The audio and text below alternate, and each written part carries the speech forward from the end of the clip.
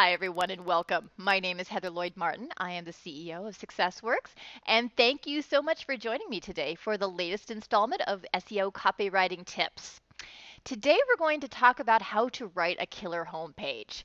If you have been tracking the last few videos, we've talked about how to transform features into benefits, the difference between features and benefits, when to write new copy versus when you can edit it for search engines. And now we want to get into going down the site step by step of what to do for certain pages. And I like to focus on the home page first because in a lot of ways it is your most important page. It's going to be the page that gets indexed most in the search engines. It's also the page that sets the tone for your website. So when people hit your home page, it helps orient them to make sure that they are in the right place, that you have what they offer, and they feel like that you are a good resource for what they need. But from a sales perspective, your homepage is like a funnel.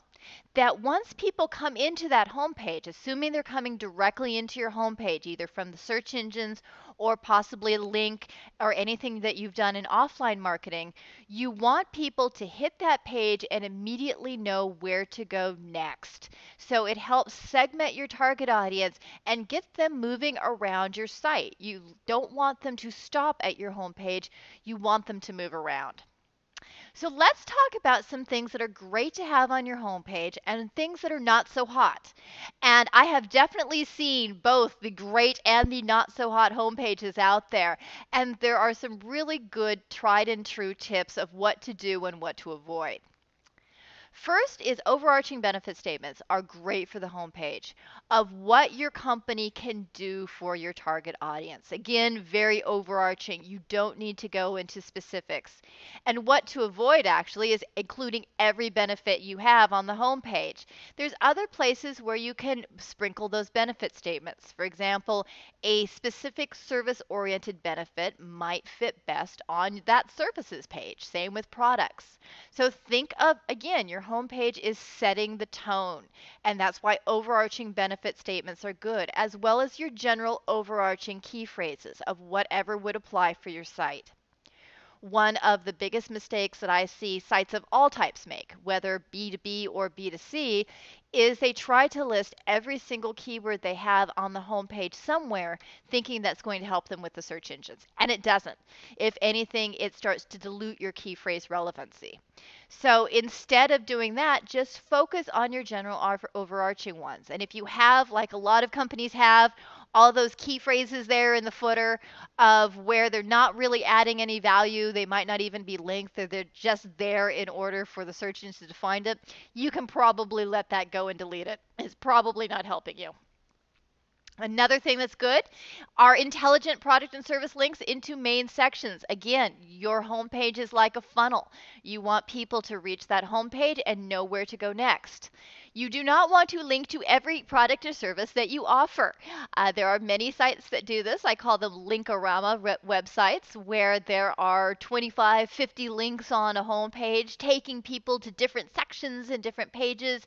You probably want to avoid that because visually it becomes overwhelming. Psychologically, it's overwhelming. Best to intelligently funnel. Of course, as we've talked about before, you want to write copy that's focused around your customer persona and pretend like you're writing to an audience of one and you're trying to reach that person and resonate with that person. Writing general untargeted copy gets general untargeted results.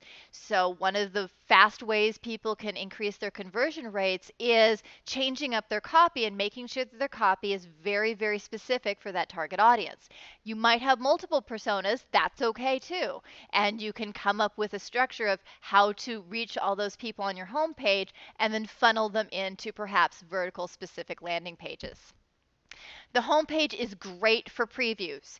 You're giving folks a taste of what you offer. You are not giving folks everything you offer.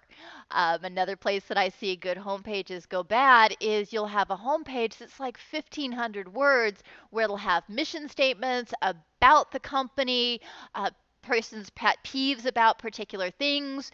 You don't want to do that. Again, your homepage is to funnel people into different sections. You want to tell people what you offer and give them a taste, but know you have other pages on your site that can do other specific things.